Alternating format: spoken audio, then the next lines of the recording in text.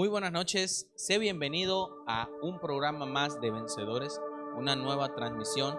Como cada jueves estamos hoy para hablar un tema muy especial para nosotros como varones, un tema que creo que muchas veces hemos dejado a un lado. Nosotros hablábamos sobre la presencia de Dios en nuestra vida, hablábamos cómo es que nosotros perdíamos la presencia de Dios. No es que el Señor se aparte, es que nosotros somos los que nos hacemos a un lado. Recordemos que la palabra de Dios nos dice que ni la vida ni la muerte, ni lo alto ni lo profundo, ni ángeles ni principados nos podrán separar de su amor. Pero sí somos nosotros que nos podemos soltar de Él. Somos nosotros que a través de nuestras acciones, a través de situaciones en nuestra vida, podemos hacernos a un lado y dejar la presencia de Dios a un lado. Hoy vamos a aprender cómo podemos nosotros restaurar la presencia de Dios en nuestra vida. Como comúnmente como varones lo hemos hecho. Si de pequeños con nuestros padres teníamos problemas, teníamos enojos, se enojaban, hacíamos alguna travesura y nuestros padres se enojaban con nosotros, sentíamos esa presión, esa necesidad, ese enojo, y buscábamos la forma de acercarnos otra vez a ellos. Buscábamos la forma en la que ellos nos voltearan otra vez a ver y nos dijeran: hijo, te quiero mucho, o nos hablaran otra vez con ese cariño, con ese afecto. A pesar de que sabíamos que habíamos hecho alguna travesura, sabíamos que habíamos hecho algo que no le gustara a nuestros padres, nosotros buscábamos la forma de reconciliarnos con ellos. Buscábamos cualquier forma, cualquier método. Hoy vamos a ver el método correcto, la forma en la que nosotros podemos reconciliarnos con el Padre, la forma en la que nosotros podemos restaurar la presencia de Dios en nuestra vida.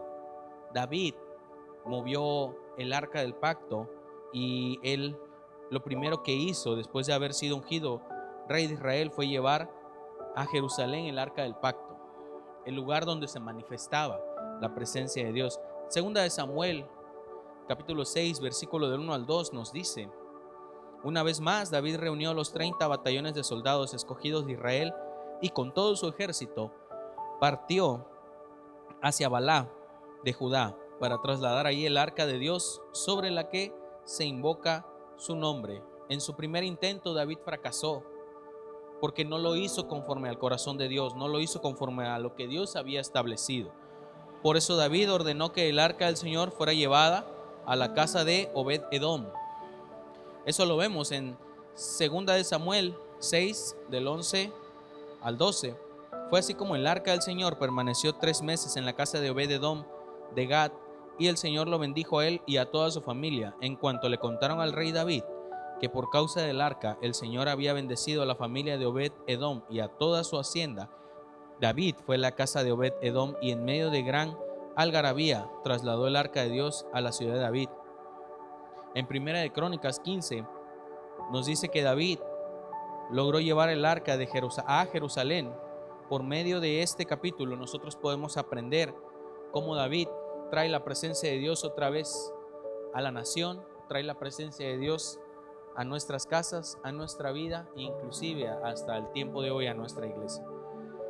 David hizo un esfuerzo muy grande por traer la presencia de Dios una vez más hacia el pueblo de Israel y falló en el primer intento, y hasta el segundo intento lo hizo conforme al Señor lo había establecido.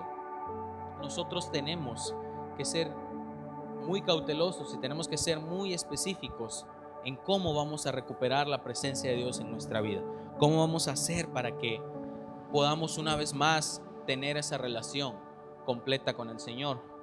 Primero lo que hizo David fue preparar un lugar para el arca de Dios. Así como nosotros nos arreglamos, nos vestimos para ir a ver a la novia, ¿verdad, varones? Para ir a ver inclusive a nuestros papás, nos arreglamos, nos vestimos. Así, de esta forma nosotros debemos prepararnos para estar delante de Dios. Tenemos que prepararnos, vestirnos, alistarnos. ¿A qué me refiero con esto? Que tenemos que ponernos a cuentas, mis hermanos. Tenemos que rendir cuentas delante de Él. Tenemos que presentarnos de una forma agradable, digna. No tiene caso que vayamos a la iglesia, no tiene caso que empecemos a buscar la presencia de Dios cuando aún en nuestra vida estamos batallando con situaciones de ira, con situaciones de enojo, con pecados ocultos. tenemos que estar transparentes delante de Él. Tenemos que presentarnos de una forma agradable ante Él. Así, de esta forma, es el primer punto por el cual nosotros vamos a recuperar la presencia de Dios en nuestra vida. Primera de Crónicas 15:1, David dispuso un lugar para el arca. Nosotros tenemos para esto, tenemos que proclamar nuestra posición en Cristo y confesar cualquier pecado que nos impida tener una conciencia limpia. Muchas veces lo tomamos como conciencia, pero también es el Espíritu Santo hablándonos a nuestra vida. Hey, deja esos pecados ocultos. Deja de estar practicando cualquier situación en nuestra vida que nos pueda llevar al pecado. Salmo 24, 3 al 4 nos dice: ¿puede subir al monte del Señor? ¿Quién puede estar en su lugar santo? Solo el de manos limpias y de corazón puro. Y primera de Juan 1:9 nos dice: si confesamos nuestros pecados, Él es fiel y justo, que nos perdonará, nos limpiará de toda. Nosotros tenemos que confesar los pecados. Él nos revela este tipo de pecados, nos revela este tipo de situaciones donde nosotros estamos llevando una vida donde empezamos a practicar pecados ocultos. ¿Qué es un pecado oculto, mi hermano? Es cuando nosotros hacemos alguna acción que sabemos que está mal y tratamos de ocultarla, tratamos de esconderla, que nadie se dé cuenta. Podemos poner miles de pretextos, podemos poner miles de peros, podemos tener miles de cortinas de humo, por así decirlo. Pero tarde que temprano, ese pecado oculto va a salir a la luz. Y te voy a decir algo más tremendo, que el Señor lo sabe. Puede ser que nadie lo sepa. Puede ser que nadie vea realmente cuáles son los pecados ocultos que tenemos como varones, pero el Señor lo sabe. E inclusive, ¿qué hay en los mensajes archivados de WhatsApp? El Señor sabe qué hay en el historial incógnito del buscador. ¿Qué estamos haciendo realmente como varones? ¿Realmente estamos entregando todas nuestras áreas ocultas? Tenemos que confesar cualquier pecado oculto si queremos recuperar la presencia de Dios en nuestra vida. Es necesario, tenemos que perdonar y pedir perdón. Qué difícil muchas veces es perdonar, y más difícil todavía pedir perdón, porque el pedir perdón implica que nosotros vamos a humillarnos, no vamos a tomar esa condición de decir es que yo tengo y tenía y voy a tener la razón siempre, porque muchas veces como varones caemos en ese error de decir es que yo tengo y voy a tener la razón. Qué difícil es perdonar a quien nos ha herido. Y te voy a decir algo, muchas veces pensamos que podemos perdonar fácil. No, es que si alguien en la calle me dice algo, pues no pasa nada, yo lo perdono. O si mi vecino me agrede, yo lo perdono. Pero ¿qué tal entre familia? ¿Qué tal aquellas ofensas que han pasado por años en familia? ¿Qué tal es lo difícil que es perdonar a un primo, a un hermano, a un cuñado que nos ha agredido, que nos ha ofendido?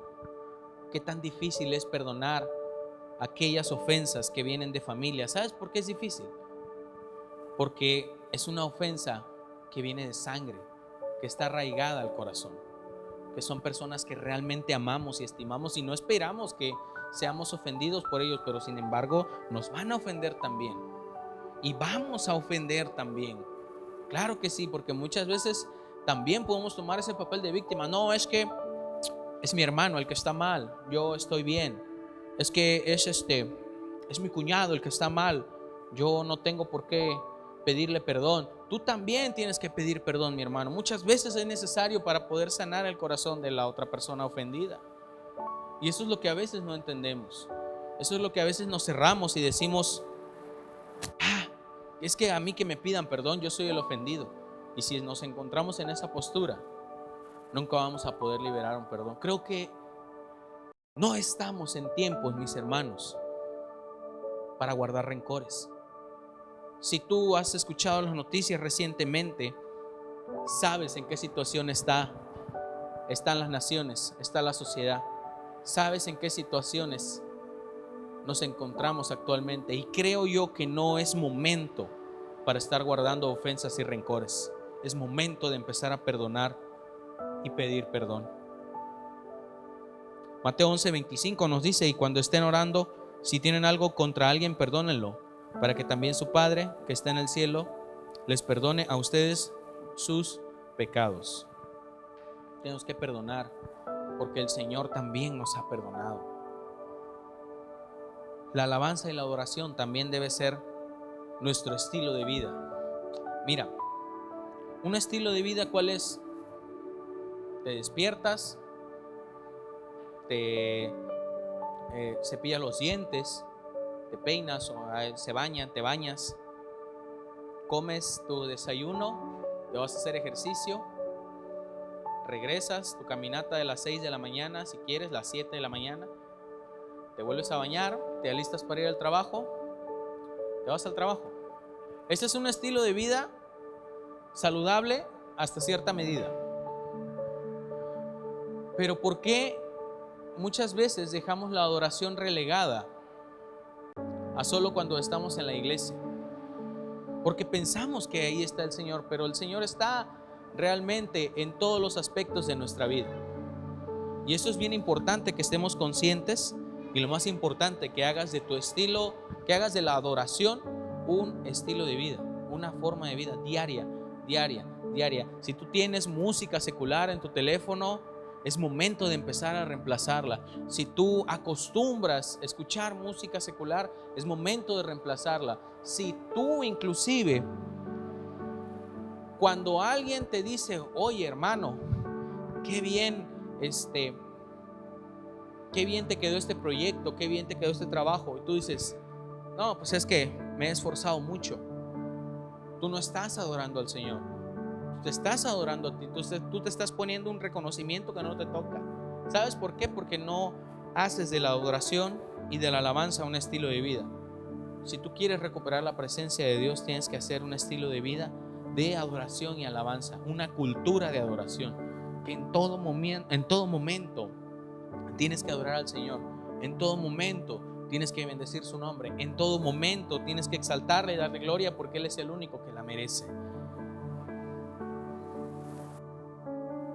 Cuando los judíos se dirigían hacia el templo, se preparaban cantando los salmos del 120 al 134, y muchas veces 15 minutos, 20 minutos de alabanza. Ya me cansé, estos hermanos cantan mucho, ¿no será que canten una canción menos?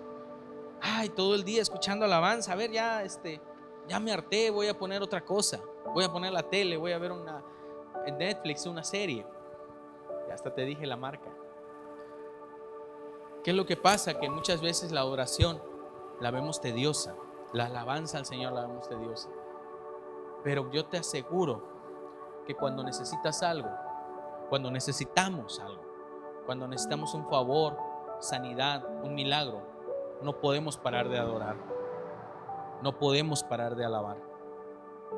Y eso es lo más triste, mis hermanos, que no hacemos de la alabanza y la adoración un estilo de vida, que solo la ocupamos para buscar un favor.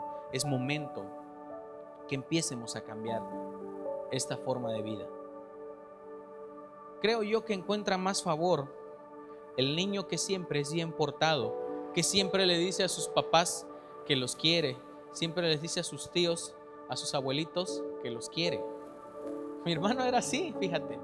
Mi hermano siempre a todo mundo les decía te quiero, y encontró mucho favor en mucha gente. Y hasta la fecha actualmente sigue teniendo ese favor, esa gracia, y él sigue diciendo que los quiere. Yo creo que yo sí fui un poco más frío. Yo no salí de esta forma, pero yo me acuerdo que sí, mi hermano a todo el mundo les decía te quiero. O sea, él es parte de su estilo de vida, muy expresivo con el amor. Y muchas veces, mis hermanos, eso nos cuesta trabajo a nosotros como varones, ser expresivos con el Señor, expresar realmente lo que hay en nuestro corazón por Él. Tenemos que renovar nuestra mente. Segunda de Corintios lo marca: llevemos cautivo todo pensamiento para que se someta a Cristo Jesús. Tenemos que renovar nuestra mente. Muchas veces tenemos una mente añeja, pensando que con solo levantarnos, pensando que con solo estar de pie en una posición firme, estamos adorando. Y tenemos que empezar a renovar nuestra mente. Todos los días, en todo momento donde tú estés, tú puedes empezar a adorar al Señor. Pero tienes también que renovar tu mente. Tienes que renovarte, tienes que renovar ese chip en ti, por así decirlo. Esos pensamientos. Si nosotros no vivimos una mente renovada, no podremos vivir una vida renovada. Tenemos que entregar nuestras cargas. Filipenses 4:6 nos dice: no se inquieten por nada, más bien en toda ocasión con oración y ruego presenten sus peticiones a Dios y denle gracias. Tenemos que entregar nuestras cargas. ¿Qué es lo que tienes hoy cargando en tu vida? ¿Qué cargas emocionales llevas? ¿Qué cargas espirituales llevas en tu vida? Tienes que empezarte a despojar de aquellas cargas que no te tocan cargar. Tienes que empezarte a despojar de aquellas cargas emocionales que no te corresponden. Y te voy a decir algo: un pecado oculto también te va a generar carga emocional, porque en todo momento vas a estar, híjole, ¿y si me cachan? ¿Y si me descubren? Híjole, ¿y si hoy sí me ve el pastor? Hoy sí me ve mi esposa, hoy sí me ven mis hijos, hoy sí me ve el vecino. ¿Y si me cachan, qué va a pasar? Eso está generando una carga espiritual y emocional en tu vida, lo cual te va a destruir y no va a permitir tampoco que la presencia de Dios descienda a tu vida. Tienes que entregar tus cargas. El siguiente punto es que David levantó una tienda para el arca. Él dijo: aquí va a ser el arca y de aquí no la mueve nadie. Y empezaron a poner las estacas, mandó a poner las estacas, levantaron la carpa. Esto lo dice en Primera de Crónicas 15:1. David dispuso un lugar para el arca y él levantó una tienda de campaña. David fue un hombre conforme al corazón de Dios. Esto lo dice Hechos 13:22. Por eso levantó una tienda para el arca. ¿Qué significará esto? Esto significa asistir a la iglesia y estar plantado en ella. Esto no significa que tú vas a ir a la iglesia cuando el tiempo te dé ocasión, cuando el trabajo te dé ocasión, cuando te sientas bien. Esto quiere decir que todo el tiempo que haya una reunión para adorar al Señor, tenemos que estar ahí. Aunque tengas aflicciones, aunque tengas dudas, aunque tengas incertidumbre, aunque tengas inseguridades, aunque haya incredulidad, tú tienes que tener una firmeza y tú tienes que estar plantado en la iglesia. Y no me refiero al lugar. Tú tienes que estar consciente de que tienes que buscar al Señor en todo momento. Tú tienes que estar consciente de que tienes que ser parte de tu iglesia. Si tú quieres ver la presencia de Dios en tu vida, no puedes ser inconstante en la iglesia. No puedes ser inconsistente. Tiene que haber una constancia de parte de tu vida. Tú tienes que estar consciente, varón, de que si tú estás apartado del Señor, tú estás apartado de la iglesia, tú vas a estar apartado de la presencia de Dios en tu vida. La presencia de Dios es lo más importante que nosotros debemos estar conscientes que nos debe de acompañar, porque sobre todas las cosas es la que nos alimenta día con día, es la que nos da fe, nos da fortaleza. Te dejo hoy con mi hermano Isaías. Él te va a dar la siguiente parte de este maravilloso tema, el cual estamos desarrollando el día de hoy: cómo recuperar la presencia de Dios en nuestra vida. Hermano Isaías, adelante. Amén, amén. Estamos muy felices. Muchas gracias, hermano Johnny. Los dejo. Dios te bendiga. Gracias. Hermanos, hermanas, muy buenas noches, amados hermanos, varones vencedores. Estamos nuevamente en este lugar, en la presencia del Señor, para seguir llevando el mensaje. El tema que estamos viendo es restaurando la presencia de Dios. Este tema, hermano, hermana, es muy importante porque es la parte más primordial que debe tener todo cristiano, todo creyente de Dios. Es relevante que restauremos nuestra presencia en Dios, que Dios restablezca nuestras vidas, que Dios esté con nosotros en todo momento, en todo lugar, en todo espacio, siempre la presencia. Debemos pues tener como hábito, como cultura, buscar siempre, hermano, hermana, la presencia de Dios en nuestras vidas. De esa manera, dice la palabra, que de esa manera seremos grandemente bendecidos. Seremos supremamente bendecidos cuando creemos en la palabra de Dios, cuando cumplimos lo que Él nos manda a hacer, cuando somos obedientes a sus estatutos, a su camino, a su palabra. El Señor pues habla en el numeral 3 de ese tema que estamos viendo. Dice, solo los levitas pueden transportar el arca.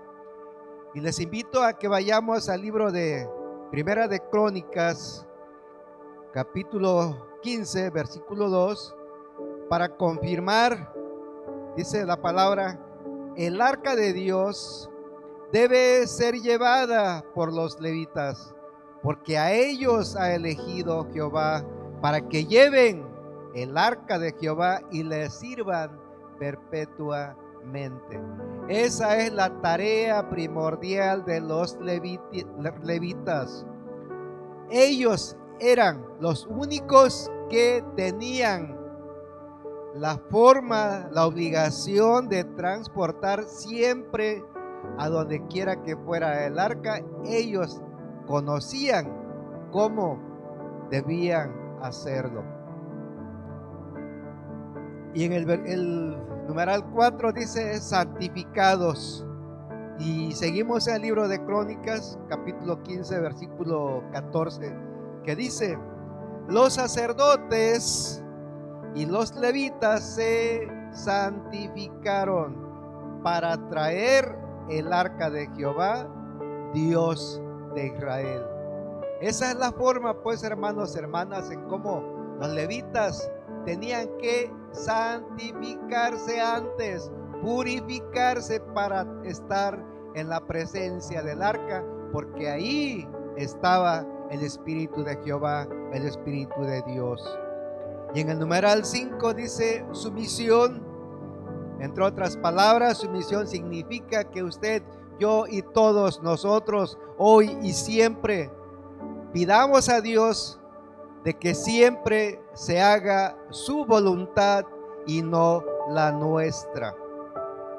Y en el punto 6 dice la oración. Y para esto, hermanos, hermanas, les invito que vayamos al libro de Éxodo, capítulo 25, del versículo 10 al 16, que es el arca del testimonio. Hago un paréntesis para hacerle una invitación muy especial, hermano, hermana, de que usted, al leer la Biblia, siempre tendrá una de su preferencia, de su gusto personal. Hoy vamos a ver la nueva traducción viviente, que a mí en lo particular me encanta, porque es más cercano el mensaje, la escritura, la redacción a el español que usted y yo hablamos. Porque en los tiempos en que la palabra de Dios fue decretada, escrita, transmitida, se hizo en hebreos, en arameos, en griego y en otras lenguas. Y lo que conocíamos antes, cuando nos iniciamos en la palabra, pues todo el mundo conocíamos la Reina Valera versión 1960. Pero ahora, hermano, hermana, también hay la versión Reina Valera 2020, que igual está también muy buena, muy accesible para que todos tengamos forma de conocer con mayor claridad la palabra de Dios, para que no nos queden dudas. Volviendo al libro de Éxodo, capítulo 25, dice el título: Instrucciones para el arca del pacto. Versículo 10 dice que el pueblo construya un arca con madera de acacia, un cofre sagrado que mida 1 metro con 15 centímetros de largo, 69 centímetros de ancho y 69 centímetros de alto. Esa es la medida que debería tener el cofre, decretado por nuestro Señor Jehová de los ejércitos.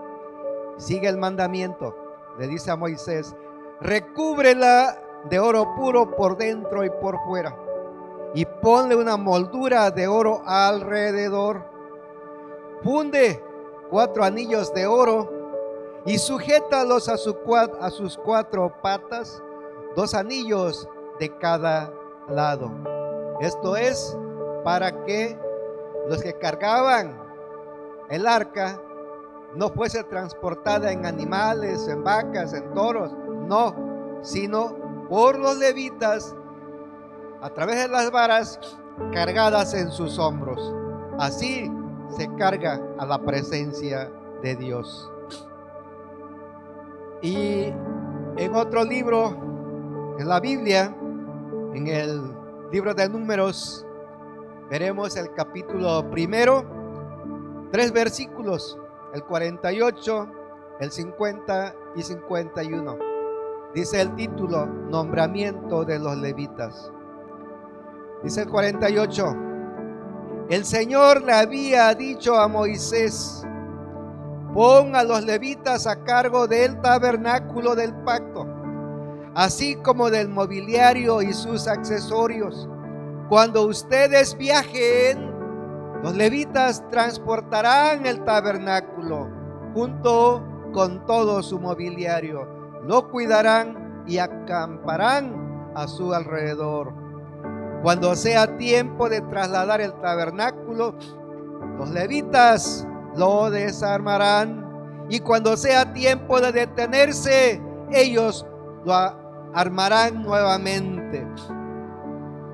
Oiga bien, hermano, dice la palabra: sin embargo,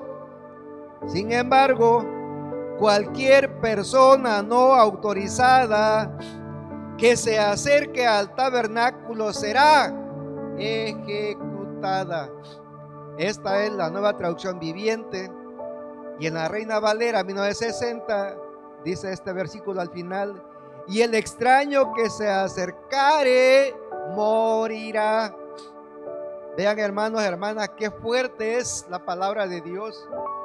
Pero más fuerte y más peligroso es de aquella persona, hombre, mujer, cristiano, creyente de Dios, que no, oiga bien, hermanos, que no pone atención a la palabra de Dios, que toma la palabra de Dios por leerla y cumplir una misión de leer, pero no entender la palabra del Señor. No la entendemos. De ahí los errores que cometemos, tantos errores, y estamos como estamos porque no prosperamos, porque no somos obedientes, ¿sí? No ponemos atención en la palabra del Señor, no obedecemos.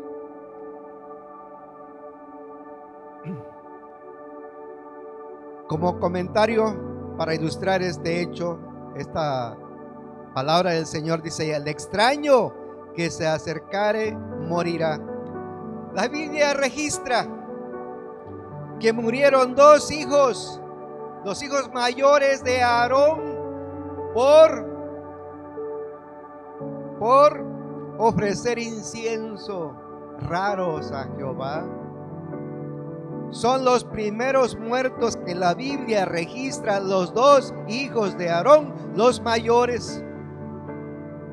Fue un desastre enorme, con mucha tristeza, porque no obedecieron a la palabra, no conocieron.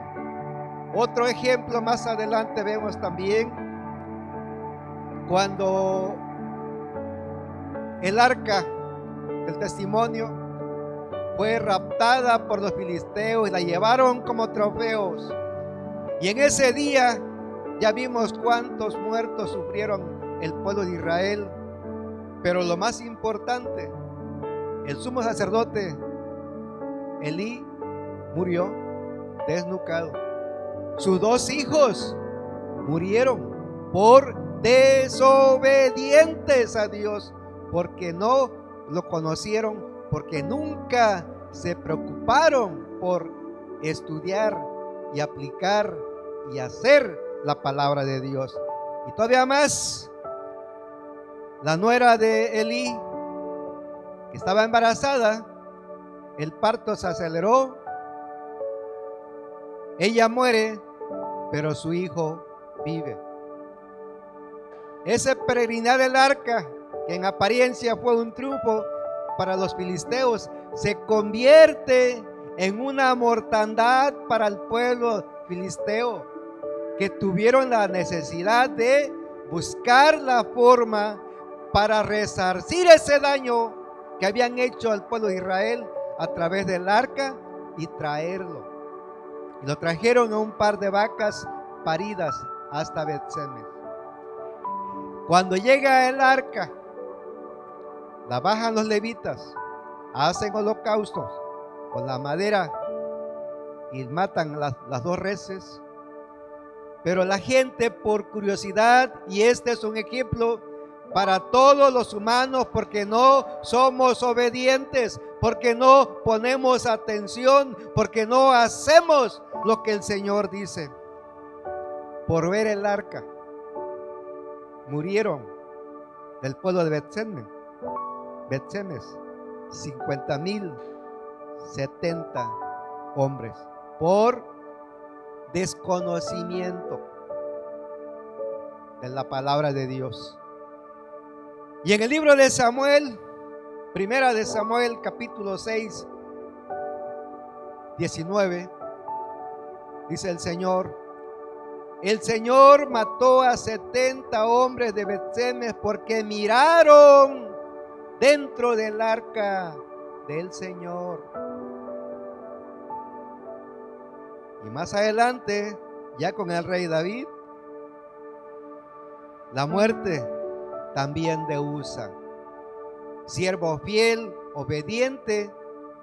Pero vean qué dice la palabra del Señor en 2 de Samuel, capítulo 6, versículos 6 y 7. Dice: los bueyes tropezaron y Usa extendió la mano para sujetar el arca de Dios. Entonces se encendió el enojo del Señor contra Usa y Dios lo hirió de muerte debido a lo que hizo. Usa murió allí mismo junto al arca de Dios. No olvide, hermano, hermana, que estamos viendo el libro de la Nueva Traducción Viviente, que está hermosísima.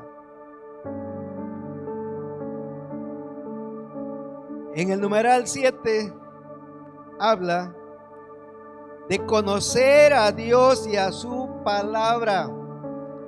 Para conocer a Dios y su palabra debemos conocer, hermano, hermana, la sana doctrina, que significa obedecer y poner atención en toda lectura bíblica que habla de los mandamientos del Señor. ¿Y qué es conocer la palabra de Dios? Veremos aquí 2 ejemplos para ilustrarlo. Primeramente, la obediencia de los levitas y después la obediencia de los recabitas. Fueron los levitas en Primera de Crónicas 15:15 los que llevaron el arca de Dios sobre los hombros con las varas para transportarla, tal como el Señor le había indicado a Moisés. Y por otro lado, la obediencia de los recabitas, no beber vino. En el libro de Jeremías, capítulo 35, del versículo 1 al 19, habla, hermano, hermana, y es importante que usted lea, haga esta lectura con toda la paciencia, con todo el tiempo posible, para que pueda entender el mensaje del Señor. Los recabitas era una familia, y el Señor le ordenó a Jeremías que fuera a su casa y los invitara a todos y los trajera al templo y les sirviera vinos, copas llenas y que tomaran. Cuando los recabitas les pidió Jeremías que bebieran, ellos contestaron. Vea el versículo 8, 35, 8. Así que le hemos obedecido en todas estas cosas a Jonadab, a su padre. Nunca hemos bebido vino hasta el día de hoy, ni tampoco nuestras esposas, ni nuestros hijos, ni nuestras hijas. Los recabitas pues pusieron en práctica toda su vida, en todo tiempo y momento, la obediencia a los mandamientos que su padre Jonadab le había dado, le había hecho que guardaran en toda su vida. Y el Señor conocía la vida, el corazón, el sentimiento, la pasión de los recabitas. Y para ilustrar la obediencia de los recabitas, ordenó a Jeremías que fuera a invitarlos y darle vino a beber para probarlos. Y el Señor se sintió orgulloso de ellos por la obediencia, hermano, hermana, por la obediencia que tenían del Señor, a tal grado de que declaró de que Él había enviado profetas temprano y tarde, en todo tiempo, a Jerusalén, a Judá, y nunca se convirtieron. Siempre fueron rebeldes, porque a Dios le agrada que le obedezcan, que pongan atención a su lectura, a su palabra, y sean sumisos a Dios. En primera de Samuel 15:22, el profeta Samuel habla al rey Saúl para reprenderlo, porque no obedeció. Esto es por la desobediencia. Dice el profeta Samuel, ¿qué es lo que más le agrada al Señor? Tus ofrendas quemadas y sacrificios, o que obedezcas a su voz. Escucha quiere decir pon atención y escucha lo que te voy a decir. Eso es, hermano, hermana, la obediencia es mejor que el sacrificio. Eso le declara Samuel a Saúl. Y la sumisión es mejor que ofrecer la grasa de carneros. Nuevamente vemos en obediencia cómo el Señor, cuando el arca estuvo en la casa de Obed-Edom, cómo le bendijo a él, a toda su familia, en todo lo que poseía, a tal grado que llegó a oídos del rey David, y prepararon el retorno del arca hacia Ciudad David en Jerusalén. el lugar, la tienda que ya David tenía preparada, pero ahora sí lo hizo de acuerdo a los estatutos, a los mandamientos que el Señor le dio, ¿sí? Para que se obedeciera. Fueron los levitas quienes fueron a traer el arca. Y dice la palabra que 3 meses permaneció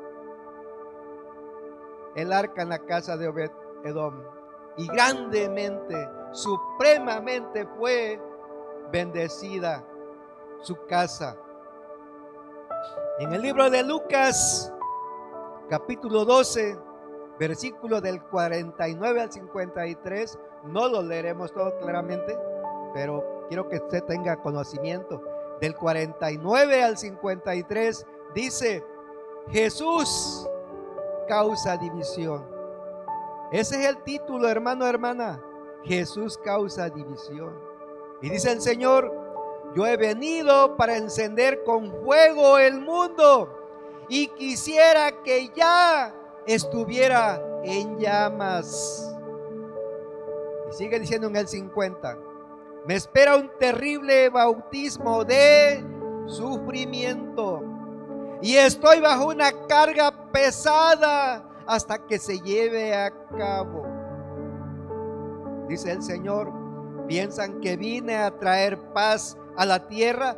No, vine a causar división entre las personas. 52: y de ahora en adelante las familias estarán divididas, 3 a mi favor y 2 en contra, y 2 a mi favor y 3 en contra. Y habrá divisiones. El padre estará contra el hijo y el hijo contra el padre. En otras palabras, hermano, hermana, para que esta palabra quede mayormente ilustrada, dice el Señor en el versículo 50: me espera un terrible bautismo de sufrimiento. ¿A qué se refiere este bautismo de sufrimiento? Y la respuesta la encontramos en el libro de Mateo, capítulo 26, 39, que dice: él se levantó un poco más y se inclinó rostro en tierra mientras oraba: Padre mío, si es posible que pase de mí esta copa de sufrimiento, sin embargo, quiero que se haga tu voluntad, no la mía. Este versículo, hermano, hermana, el Señor la pronuncia 3 veces porque estaba él orando, y después de una hora venía a ver a sus discípulos y todos estaban dormidos, y él los reprendía.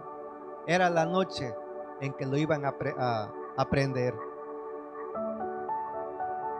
3 momentos diferentes el Señor pronuncia esta palabra. Y en Juan capítulo 3, del versículo 16 al 21, dice: Dios amó tanto al mundo que dio a su único Hijo, para que todo el que crea en Él no se pierda, sino que tenga vida eterna. Dios no envió a su Hijo al mundo para condenar al mundo, sino para salvarlo por medio de Él. No hay condenación para todo el que cree en Él, pero todo el que no cree en Él ya ha sido condenado por no haber creído en el único Hijo de Dios. Este mensaje es para usted, para mí, hermano, hermana, que nos ven, que nos oyen. Si usted es cristiano pero no cree en el Señor, y creer en el Señor es conocer la palabra de Dios que te está diciendo. Eso es conocer la palabra de Dios y hacerla, hermano, no andar en simulación. Porque Dios, como decía mi hermano Johnny, Dios le conoce a usted en todos sus campos de vida, en la intimidad y fuera de acá.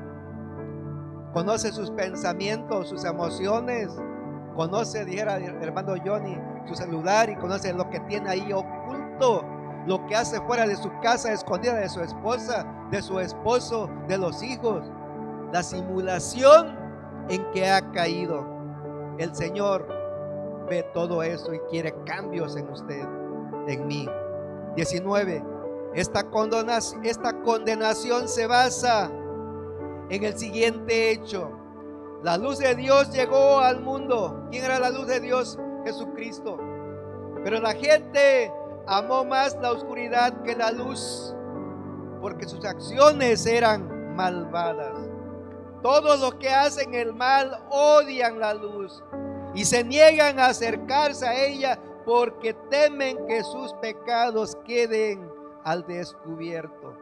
Hermano, hermana, la luz es Jesucristo, la oscuridad, las tinieblas, Satanás.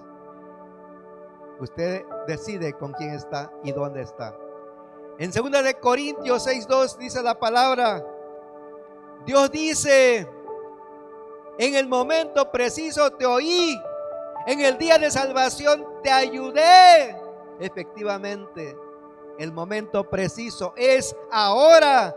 Hoy es el día de salvación. Créalo, hermano, todavía está a tiempo de salvarse, de arrepentirse, como lo hizo Nínive, de arrepentirse, pedir perdón y cambiar su vida y no volver a la misma. Dios quiere cambios profundos. Dice Isaías 55:6: busquen al Señor mientras puedan encontrarlo. Llámenlo ahora mientras está cerca. Que los malvados cambien sus caminos y alejen de sí hasta el más mínimo pensamiento de hacer el mal. Que se vuelvan al Señor para que les tenga misericordia. Sí, vuélvanse a nuestro Dios, porque Él perdonará con generosidad. Y finalmente, hermano, les comparto la palabra. El tiempo ya se nos agotó. De Apocalipsis 1, versículos 17, 18. Y dice la palabra, es la palabra que declara el apóstol Juan cuando tiene la revelación. Cuando lo vi, caí a sus pies como muerto. Pero Él puso la mano derecha sobre mí y me dijo: no tengas miedo, yo soy el primero y el último. Yo soy el que vive. Estuve muerto, pero mira, ahora estoy vivo por siempre y para siempre, y tengo en mi poder las llaves de la muerte y de la tumba. Amén, hermanos. Nuestro Dios es poderoso. Nuestro Dios cumple sus promesas. Es la razón, la causa por la cual hoy estamos compartiendo esta palabra, y les invitamos, hermanos, hermanas, que cambiemos, que tengamos arrepentimiento, cambio de conducta de verdad, en el nombre de Jesús. Amén. Sigue mi hermano Merced para continuar con esa lectura. Muy amable, gracias. Amén, gracias. Dios lo bendiga, hermano. Damos gracias a Dios, hermanos, bienvenidos. Recordemos que los tiempos de Dios son perfectos y Él nos hace hablar a través de su Espíritu Santo. Él está hablando, tenemos que nosotros asimilar la palabra, cumplir la palabra de Dios. Hermanos, estamos hablando sobre cómo restaurar la presencia de Dios. Ya hablaba mi hermano Isaías que una de las cosas en las que nosotros tenemos que restaurar la presencia de Dios es conociéndolo a Él y conociendo a su palabra. De la misma forma, nosotros como varones vencedores tenemos que estar presentes. En nuestro corazón tenemos que tener presente que somos personas ungidas. Somos personas ungidas de Dios y tenemos que creerlo. Tenemos que creernos esto para que nosotros podamos servir a Dios. Dice su palabra que los levitas habían sido ungidos para servir a Dios. En estos tiempos también nosotros hemos sido llamados para servir a Dios. Y ¿Qué pasa cuando somos llamados a servir a Dios? Nosotros tenemos que separarnos del mundo, separarnos del pecado y tenemos que convertirnos en personas de oración.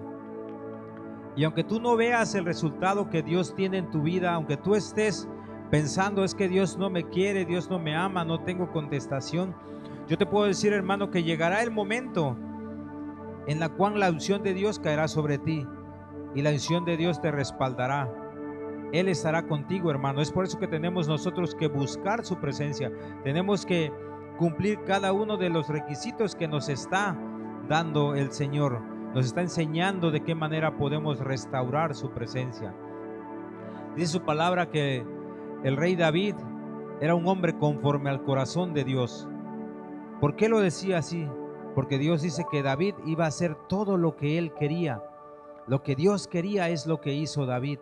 Y aunque David tuvo muchas fallas, tuvo muchos caídas y tropiezos, el diablo puso en su corazón hacer ciertas cosas, pero tenía algo David, buscaba la presencia de Dios, tenía algo, él se arrepentía de corazón, buscaba a Dios. Cuando él reconocía que había cometido un pecado, buscaba la presencia de Dios. David crió el arca, llevó el arca hasta la ciudad que se llama de David. Él la llevó, la transportó. Recordemos que él hizo su propio tabernáculo, el tabernáculo de David. Lo hizo de una manera en que él pudiera tener la presencia de Dios cerca, que pudiera acercarse más personas. Recordemos el tabernáculo de Moisés, el primer tabernáculo del pacto que hizo. Solo los levitas podían entrar, si eran los que estaban presentes ahí, y eran los que estaban más cerca de la presencia de Dios.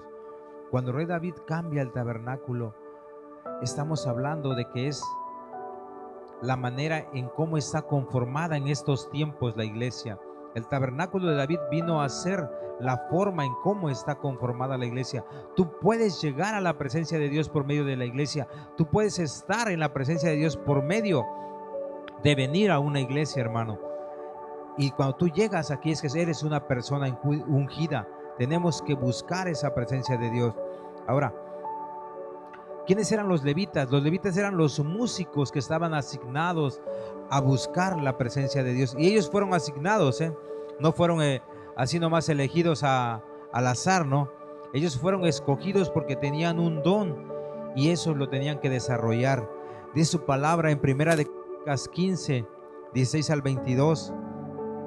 Vamos a leer una parte. Dice: David le ordenó a los jefes de los levitas que nombraran cantores entre sus parientes para que entonaran alegres cantos al son de arpas, liras y címbalos.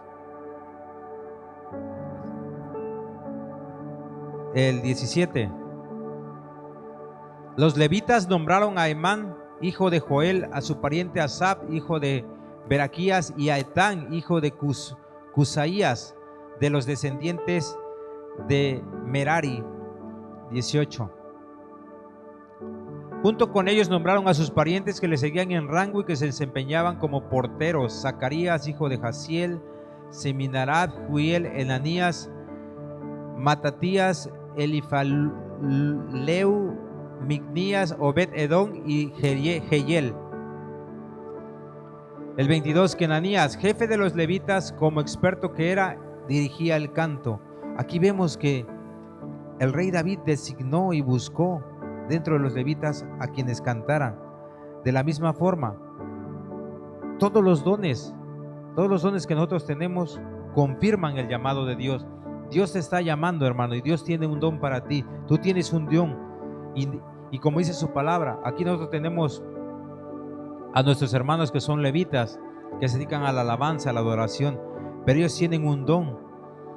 Ellos tienen que hacerlo bien, porque no podemos agarrar a cualquier hermano y decirle: a ver, tú vas a cantar, tú vas a hacer, porque no se trata de hacerlo nada más para la honra y gloria de Dios, sino se trata de hacerlo bien. Si tú vas a hacer algo para el Señor, tienes que hacerlo bien, y el Señor va a poner ese don en tu vida para que tú hagas las cosas bien. Tú tienes que hacerlo bien. Tú tienes que venir a adorar al Señor y hacerlo de una forma correcta. El Salmo 33:3 nos dice: canten al Señor un cántico nuevo, canten y toquen bien y con regocijo. En la versión nueva, en la nueva versión viviente dice: toquen con destreza y den voces de alegría. ¿Qué quiere decir esto? Que lo hagas bien. Que no nomás digas: es que yo canto feo, pero canto para la honra y gloria de Dios.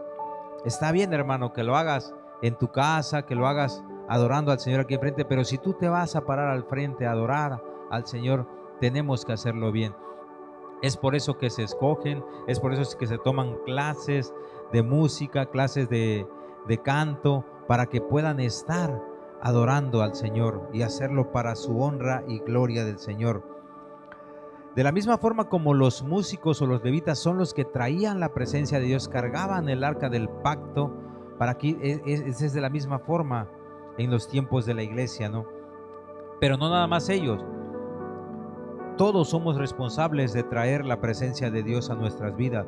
¿Y esto cómo lo representamos? El mismo rey David, en el libro de Crónicas 15:15 decía: llevaban el arca de Dios sobre sus hombros. ¿Qué representan los hombros? Bueno, los hombros representan responsabilidad.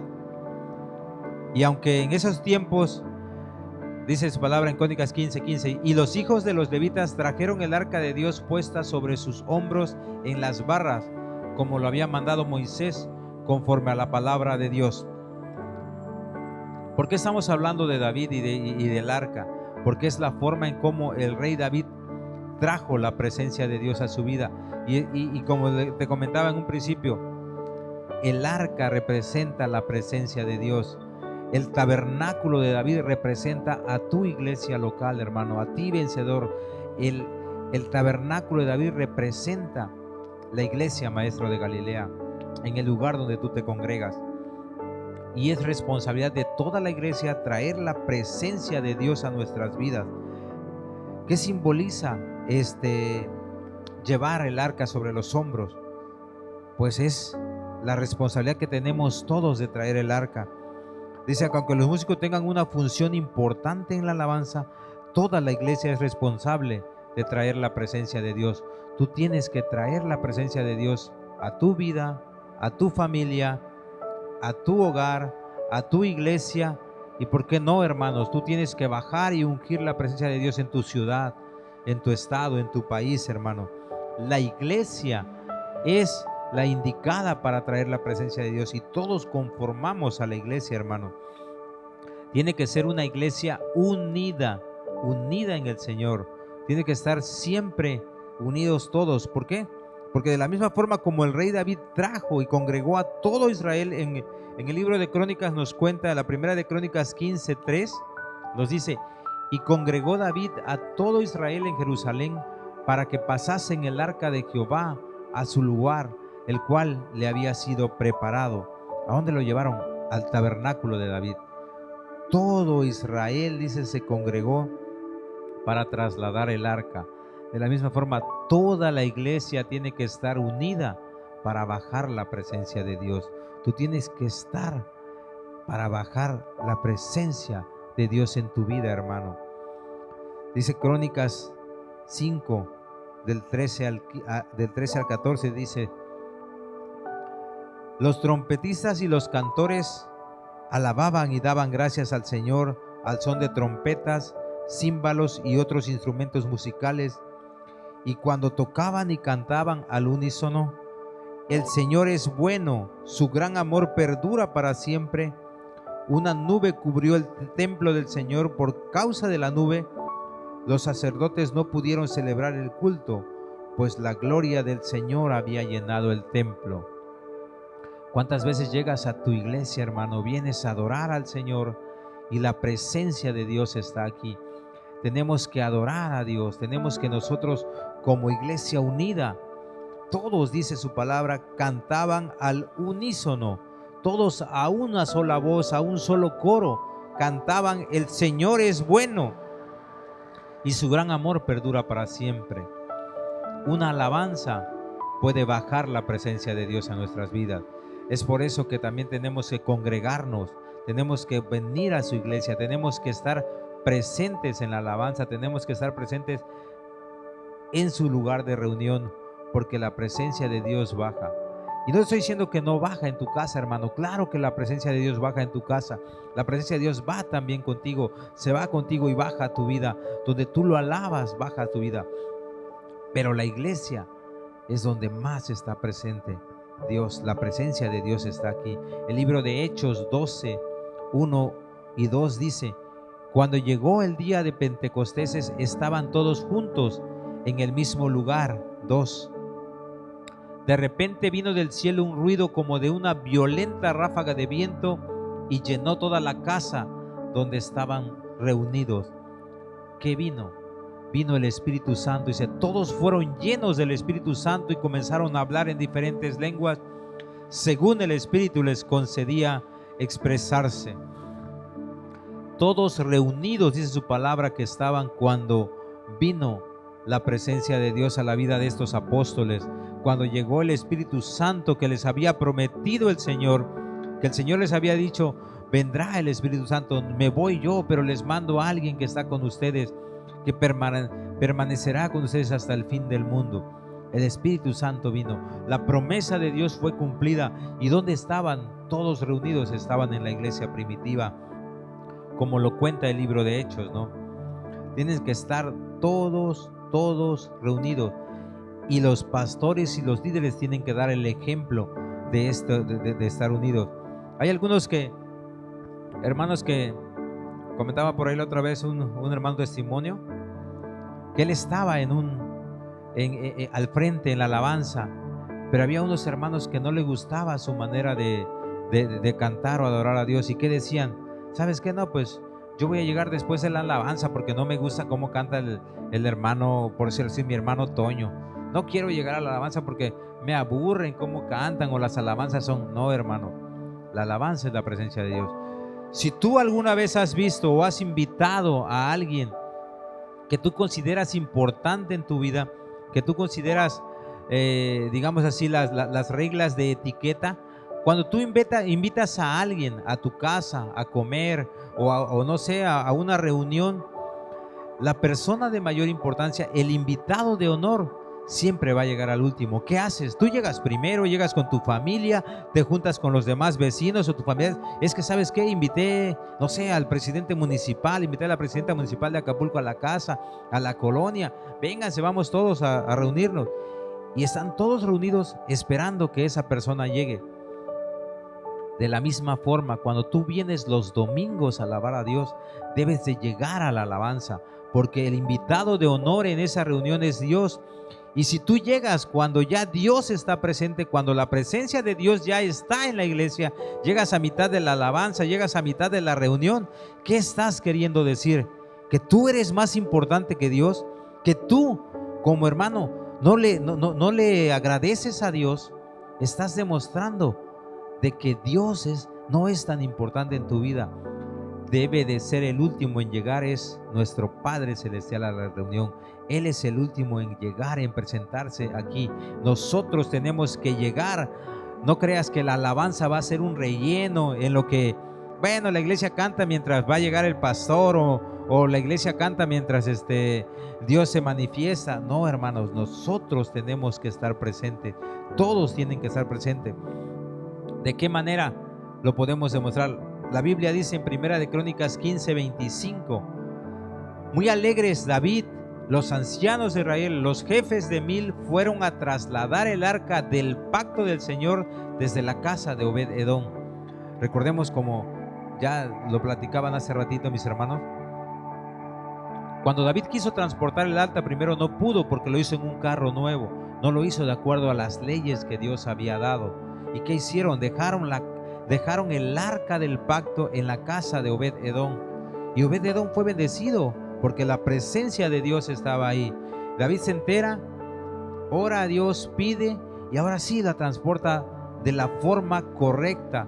Es por eso que dice palabra que David era un hombre conforme al corazón de Dios, porque David se instruye, vuelve a pedir, pide perdón. Padre, yo quiero llevar el arca. Y lo hace de la manera correcta. Él busca la presencia de Dios y lo hace de la manera correcta. Es por eso aquí dice que tanto el rey David como los ancianos de Israel estaban ahí para trasladar el arca a la ciudad de David, para trasladarlo al lugar o al lugar que ya David había designado para tener el arca. Es por eso que tú tienes que llegar a la alabanza, porque cuando tú llegas después, estás demostrando que tú eres más importante que Dios, hermano. Tenemos que estar conscientes que la alabanza y la adoración que nosotros hagamos a Dios nos debe de costar. Tenemos que estar conscientes nosotros que lo que hagamos, un esfuerzo extra por llegar temprano, un esfuerzo, no sé, por venirnos más temprano al encuentro con Dios, como comentaba mi hermano Johnny en un principio, cuando tú vas a ver a tu novia, ¿qué haces?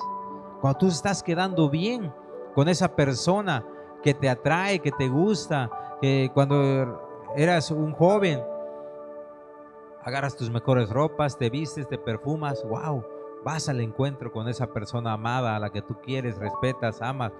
De la misma forma debes de venir a buscar la presencia de Dios con respeto, con obediencia, con sumisión, como decía mi hermano, y sobre todo conociendo su palabra, conociendo a Dios y a su palabra. Es la forma correcta en que nosotros podemos bajar la presencia de Dios a nuestras vidas. Tenemos que llegar aquí a la presencia de Dios con total obediencia. Tenemos que estar conscientes de que Dios es más importante en nuestra vida. Él es el invitado de honor a cada reunión que llega, a cada domingo que venimos a reunirnos. Él es el invitado de honor.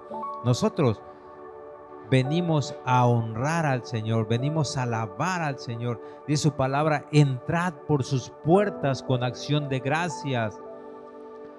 Eso dice Dios, que vengamos a su casa con alegría, con gozo. Alabadle, bendecir su nombre, dice el salmista. Nosotros tenemos que venir a la presencia de Dios con gozo, con adoración, con alegría, porque venimos al encuentro de nuestro Padre, que nos dio la vida eterna, aunque no la merezcamos, aunque nosotros no somos dignos de recibir su perdón. Pero ¿cómo vas a buscar tu presencia de Dios? Fíjate que estaba leyendo yo algo sobre los pastores, o por qué se llama pastor. Recordamos que el Señor Jesús es el buen pastor, y dice su palabra que Él decía en una parábola: yo conozco a mis ovejas y mis ovejas conocen mi voz. Estaba leyendo hace rato que en los rebaños de ovejas hay unas ovejas, cuando nacen, las mamás rechazan a la pequeña ovejita, no la quieren, la rechazan, la hacen a un lado, ¿no? Y cuando la mamá lo rechaza desde el primer día en que nacen, así va a ser toda su vida, no la van a querer. Y la ovejita, ¿qué hace? Se encorva, baja su cabecita porque no tiene dónde amamantarse, no tiene. Y si no es por el pastor de ese rebaño, esa oveja muere. ¿Qué hace el pastor? Cuando ve que un ovejuelo, una oveja pequeña, es rechazada por la madre, él la levanta, se la lleva a su casa, le da de comer en la boca para que vaya creciendo esa oveja. Se la lleva, la acuesta en su pecho, le pone lumbre, porque allá en Israel o en los países de allá hace frío. Así que él le da calor, la acuesta sobre su pecho, y la ovejita va creciendo con su pastor, va creciendo con su dueño, con su amo. Ya que crece, el pastor la incorpora al rebaño y ya anda comiendo por sus propios medios y todo. Pero hay una cosa: cuando el pastor le habla a las ovejas, a esa oveja que fue rechazada, a esa oveja que fue ya casi estaba muerta, que si él no la levanta hubiera muerto, ¿qué hace la ovejita? Cuando el pastor habla, es la primera en venir a su presencia. ¿Por qué? Porque dice la palabra de Dios que el pastor conoce a sus ovejas y las ovejas conocen su voz, conocen la voz de su pastor. Nosotros tenemos que aprender a conocer la voz de Dios. Tenemos que ponernos de pie cuando Dios dice, tenemos que hablar: Abba, Padre, aquí estoy, haz tu voluntad en nosotros. Tenemos que acercarnos a la presencia de Dios para que nuestra vida sea restaurada, para que nuestra familia sea restaurada. Tenemos que acercarnos No pensar que la alabanza y la adoración vienen a ser un relleno para la iglesia. Yo voy a llegar más tarde, voy a llegar hasta que el pastor o la pastora comience la prédica. No, hermanos, tenemos que darle la importancia que merece venir a la presencia de Dios. Tenemos que darle la importancia de venir a la iglesia. Tenemos que ser obedientes para que esa presencia de Dios sea manifestada en nuestras vidas. Te hemos dado unos consejos de qué manera podemos traer la presencia de Dios a nuestras vidas. Dice en el libro de Samuel, concluimos con una frase que decía el rey David en el libro de Samuel, segunda de Samuel 24:24, dice: pero el rey le respondió a Araúna: eso no puede ser, no voy a ofrecer al Señor mi Dios holocaustos que nada me cuesten, te lo compraré todo por su precio justo. Fue así como David compró la parcela y los bueyes por 50 monedas de plata. Decía el rey David: no voy a ofrecer holocaustos que nada me cuesten. ¿Por qué decía esto? Porque el rey Araúna le quería regalar los terrenos y le quería regalar los bueyes para que el rey David ofreciera holocaustos a Dios. Él dijo: no, ¿cómo crees? Yo no voy a ofrecer a mi Dios algo que a mí me han regalado. No, yo voy a ofrecerle a Dios algo que me cueste. De la misma forma, ¿qué puedes ofrecerle tú a Dios en estos tiempos? Algo que te cueste. Él ya nos dio la vida. Tenemos un regalo de la vida eterna. ¿Qué podemos ofrecerle a Dios que nos cueste en nuestro corazón? ¿Qué podemos ofrecerle a Él? Tú tienes que bajar la presencia de Dios, hermano, con algo que te cueste. ¿Con qué luchas? ¿Con la pereza? ¿Con quererte levantar temprano los domingos? ¿Con qué luchas, hermano? ¿Con el tráfico? El diablo nos va a poner cosas, pero tú tienes que decidir qué tienes para ofrecerle a Dios, algo que te cueste. ¿Qué nos va a costar? A lo mejor, no sé, pararme más temprano, 2 horas más temprano o 1 hora más temprano para yo poder llegar a la presencia de Dios, para yo estar antes de que el Señor llegue, para yo darle la importancia que Dios le merece. ¿O vas a pensar que la alabanza nomás, pues yo no llego a la alabanza, es un relleno? No, mi hermano, tenemos que ofrecerle a Dios lo que nos cueste. Yo te quiero dejar esto en tu corazón, hermano. De esta manera nosotros podemos restaurar la presencia de Dios. Tenemos que estar preparados como el rey David lo hizo. Tenemos que levantar un arca en nuestra casa, un tabernáculo en el que nosotros podamos llevar la presencia de Dios a nuestras vidas. Y esas son algunas de las cosas que podemos hacer. Nosotros tenemos que ser santificados por Cristo. Tenemos que ser sumisos a lo que Dios dice. Tenemos que conocer su palabra. Tenemos que levantarnos en oración. Tenemos que ser personas ungidas. Tenemos que llegar a la alabanza. Tenemos que ser obedientes a Dios, como decía mi hermano Isaías. La obediencia es mejor que cualquier sacrificio.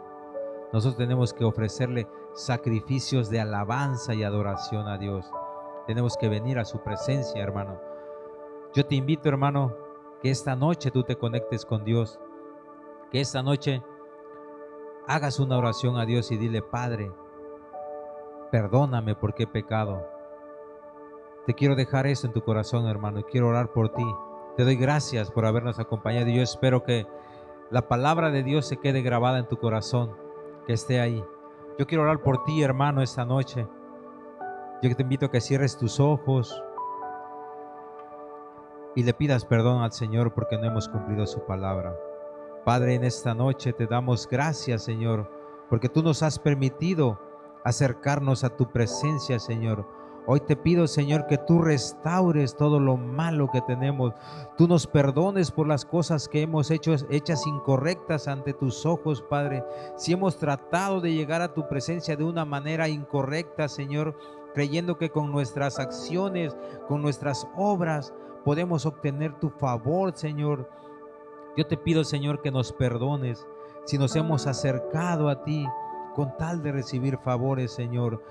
Yo te pido, Señor, que seas tú esta noche trayendo ese entendimiento a nuestras vidas, Señor, de cómo bajar tu presencia ante nosotros. Permítenos, Padre, ser obediente. Permítenos conocer tu palabra, Señor. Te pido, Padre precioso, que seas tú instruyéndonos cada día, Señor. Que seas tú, Padre precioso, que estés guiándonos hacia lo correcto, para que seas tú el que esté trayendo esa presencia a nuestras vidas, Señor. No hay lugar más hermoso que venir a tus pies, Señor. Yo bendigo a mis hermanos varones, vencedores en Cristo Jesús, Señor, que nos están viendo esta noche, y yo los exhorto a que busquen más tu presencia, Señor, a que seas tú, Padre, así como bendeciste la casa de Obed-edom, tú bendigas la casa de mis hermanos, sean prosperados, amado Rey, gracias a tu presencia, a que tú estás con ellos, amado Dios. Gracias, Padre precioso. En el nombre de Jesús, yo declaro a mis hermanos vencedores, vencedores en Cristo Jesús, amado Padre. Gracias. Amén y amén. Gracias, hermano, por haberte conectado esta noche. Yo te invito a que te sigas conectando a las demás transmisiones que tenemos. Te recuerdo, los días lunes, oración y avivamiento con mis hermanas de intercesión a las 8 de la noche.